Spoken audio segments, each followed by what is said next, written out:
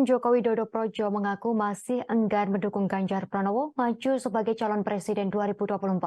Padahal sudah mendapat kartu hijau dari PDI Perjuangan. Projo menyebut masih menunggu komando dari Presiden Joko Widodo. Hal tersebut diungkapkan Ketua Umum Projo Budi Ari Setiadi dalam wawancara khusus bersama Direktur Pemberitaan Tribun Network, Feby Mahendra Putra pada Senin 24 April 2023. Budi mengatakan menilik situasi politik menjelang pemilu 2024. Projo melihat tiga hal yakni melihat kondisi partainya, capresnya, dan cawapresnya.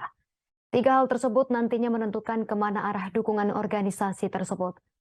Budi berujar Projo masih menunggu komando dan arahan Presiden Joko Widodo terkait memberikan dukungan untuk calon presiden pada Pilpres 2024 mendatang. Budi yakin nantinya Joko Widodo tak hanya memberikan sinyal terhadap capres tertentu, melainkan sudah berupa arahan.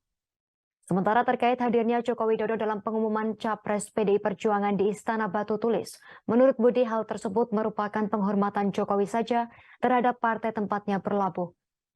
Sebab selain sebagai Presiden Republik Indonesia, Joko Widodo disebut juga sebagai kader PDIP, di mana Presiden Jokowi menghormati forum tersebut.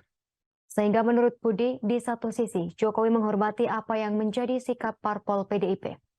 Keterpilihan Ganjar Pranowo yang diusung sebagai calon presiden PDI Perjuangan juga tak membuat Budi kaget. Sebab sedari awal ia sudah menduga PDI Perjuangan akan mengusung Ganjar Pranowo. Pihak Projo pun mengaku hanya menghormati keputusan PDI Perjuangan dalam memilih Ganjar Pranowo sebagai calon presidennya.